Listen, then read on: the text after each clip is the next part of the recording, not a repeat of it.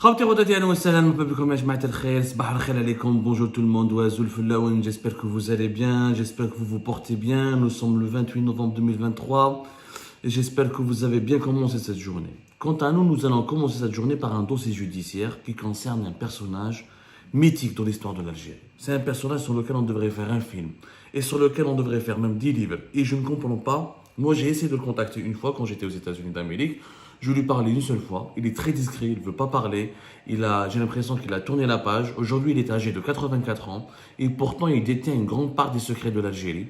Et on l'accuse toujours d'être un homme corrompu. Et pourtant, à l'international, personne ne le touche, tout le monde l'a épargné. Il a même été innocenté une fois, comme toutes les accusations dont il fait l'objet en Algérie. Il s'agit de Chekib Khalil.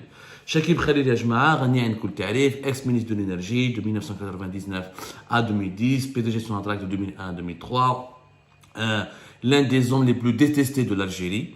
D'Khlof 3 ou 4 scandales différents de Sonatrach, recherché depuis pratiquement 2013-2012. En bas, il est rentré en Algérie une première fois entre 2015 et 2016. Ensuite, il a dû quitter le pays dans le siège de la crise politique a ébranlé l'Algérie à partir de 2019. On repart de Chekib Khalil. Voilà, on a reparlé de Chekib Khalil. Voilà, Chekib Khalil, Malabali, Hkaitou, Chekib Khalil, etc. Il est corrompu, il est ceci, voilà, il était revenu en Algérie en 2015, c'est ça, en 2015. En 2016 plutôt, c'était le 17 mars 2016 où il a fait son retour en Algérie après avoir quitté son poste de ministre de l'énergie fin mai 2010. Donc, Chekib Khalil est toujours réclamé par les autorités algériennes.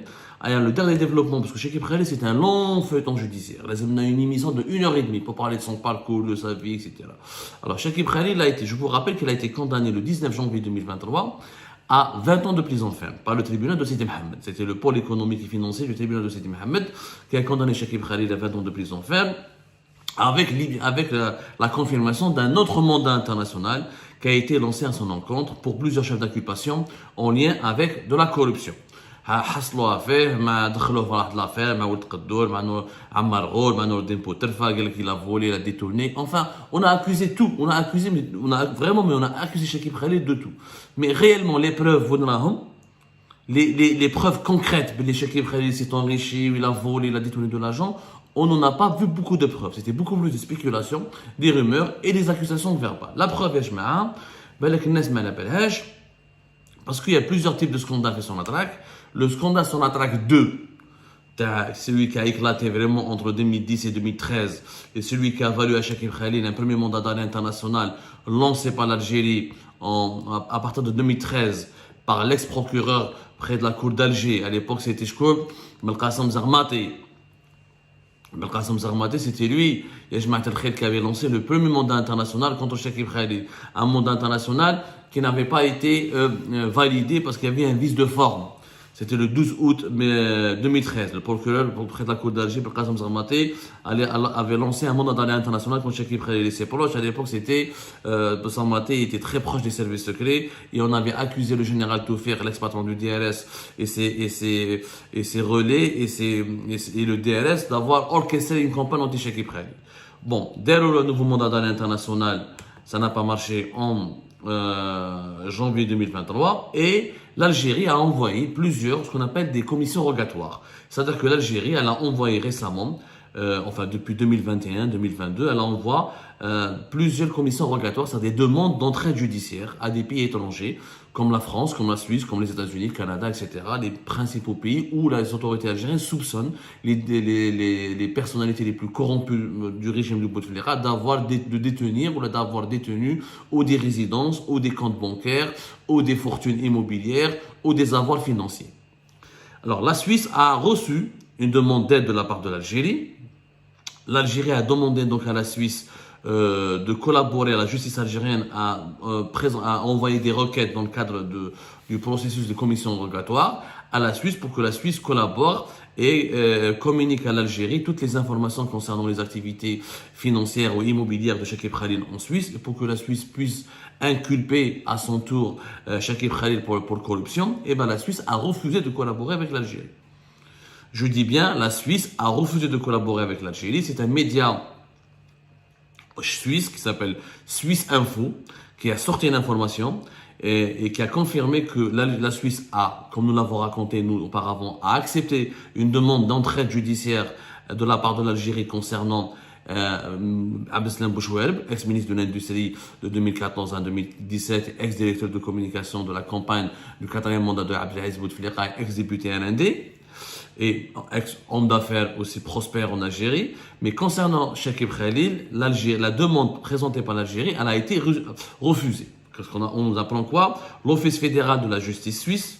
L'Office fédéral de la justice suisse, l'équivalent du ministère suisse, l'équivalent du ministère de la justice en Algérie, a considéré que cette requête concernant Chekib Khalil était irrecevable. Il a refusé d'entrer en matière, comme le confirme un porte-parole donc de l'Office fédéral de la justice suisse. Il a parlé à Suisse Info. Il a dit cette demande d'entraide judiciaire ne répond pas concernant la demande d'entraide judiciaire concernant Chekib Khalil, ne répond pas malheureusement aux exigences de recevabilité du droit suisse, ce qui signifie que la demande ne peut pas être transmise pour l'instant à l'autorité requise pour exécution. C'est pourquoi l'Office fédéral de la justice suisse a transmis une demande de renseignement complémentaire à l'autorité algérienne depuis le 7 juin 2021. Depuis, l'Office fédéral de la justice suisse a transmis plusieurs rappels à l'autorité algérienne compétente qui sont malheureusement restés sans réponse. Voilà ce que répondent les autorités judiciaires suisses concernant Chekib Khalil. Chekib Khalil, ya jama'a, est aux États-Unis. Il vit officiellement, il a une résidence aux États-Unis d'Amérique. Alors, apparemment, selon certaines sources, il aurait pris la nationalité américaine parce que sa femme est une américaine d'origine palestinienne très connue, très influente. Elle a mené une grande carrière là-bas aux États-Unis d'Amérique. On n'a jamais eu la certitude, donc je ne peux pas vous le dire avec certitude que Chekib Khalil a la nationalité américaine. Ce que je sais, c'est que plusieurs sources me le disent, me le confirment, mais je n'ai pas pu le confirmer officiellement, ni auprès de l'intéressé, ni j'ai jamais obtenu une preuve matérielle qui le confirme. En tout cas, il est résident aux États-Unis depuis de très longues années, il a un lieu de résidence, toute sa famille vit aux États-Unis d'Amérique, il n'a jamais été inquiété. Donc pourquoi demander à la Suisse de l'emmerder, de l'inquiéter? Parce que l'Algérie soupçonne Chekib Khalil d'avoir des comptes bancaires en Suisse et d'avoir fait de l'argent en Suisse. La Suisse a répondu clairement, la demande de l'Algérie, elle est irrecevable parce qu'elle n'est pas conforme aux exigences de recevabilité. C'est-à-dire qu'il manque des informations qui démontrent la culpabilité ou l'implication de Chekib Khalil dans des affaires de corruption. C'est-à-dire que la Suisse ne peut pas enquêter sur quelqu'un que l'Algérie accuse de corruption ou qu'elle accuse de crime tout court si l'Algérie ne fournit pas la preuve que cette personne a réellement commis des crimes. Et c'est pour cette raison que depuis le 7 juin 2021, ça fait 3 ans maintenant, 2 ans, ça fait 2 ans, plus de 2 ans et demi, presque 3 ans, que la Suisse demande un complément d'information, un complément de preuves, il y a des preuves concrètes, et l'Algérie n'a pas répondu. Donc en fait, ils n'ont pas de preuves contre Chekib Khalil. Ils ont que des rumeurs, que des informations. C'est ce qu'on comprend. Parce que ça fait 2 ans que la Suisse, depuis le 7 juin, les autorités, l'Office fédéral de la justice suisse a transmis une demande de renseignements complémentaires. Plusieurs rappels ont été faits aux autorités algériennes. Mais malheureusement, la justice algérienne n'a jamais donné de réponse. Je ne comprends pas cet acharnement de la part de l'Algérie contre des personnes sur lesquelles elles n'ont pas de preuves. Chekib Khalil, on ne peut pas juger quelqu'un sur la base d'articles sur les médias.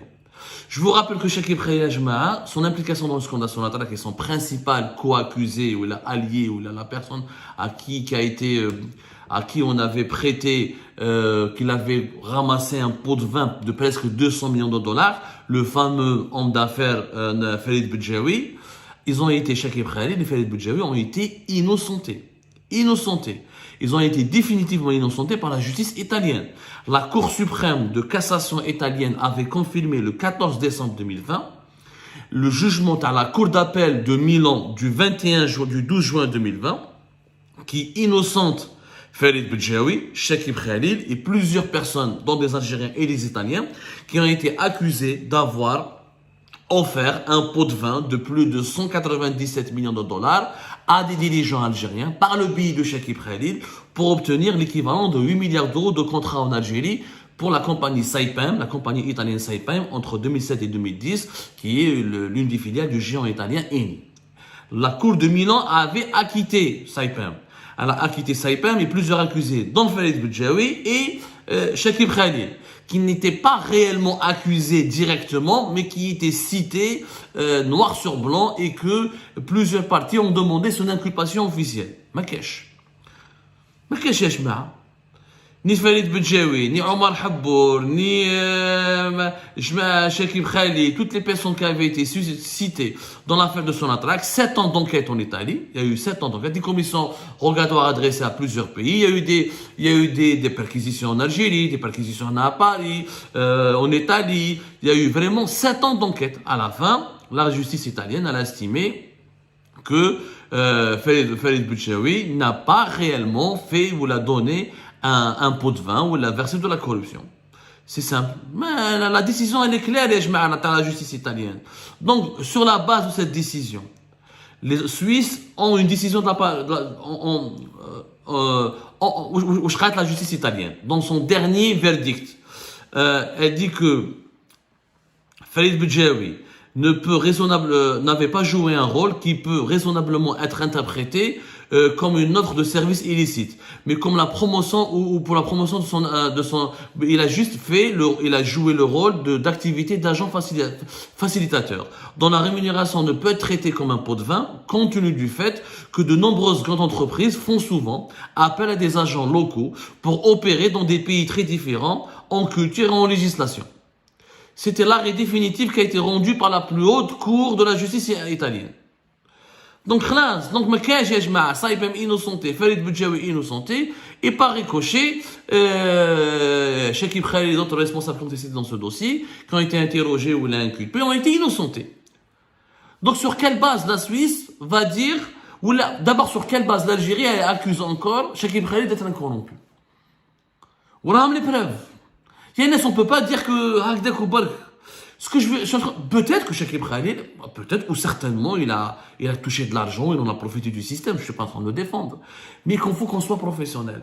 On ne peut pas lancer des mandats d'arrêt internationaux sans une base juridique, sans une base factuelle, ou là avec une base factuelle totalement vide.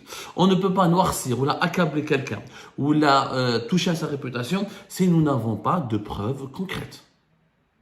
C'est ça, tu peux pas demander à la Suisse d'inculper ou d'emmerder ou de faire des recherches et des enquêtes sur Shakib Khalid si tu n'en vois pas dans ton dossier judiciaire des preuves sérieuses. Malheureusement, l'Algérie a essuyé, c'est un gifle. C'est une gifle pour la justice algérienne qui démontre encore une fois qu'elle n'est pas professionnelle et qui, depuis 2021, c'est vrai, encore une fois, depuis juin 2021, il n'y a pas eu la moindre réponse de la part des autorités judiciaires algériennes concernant le complément d'information que réclame la justice suisse pour pouvoir enquêter éventuellement sur Shakib Khalid.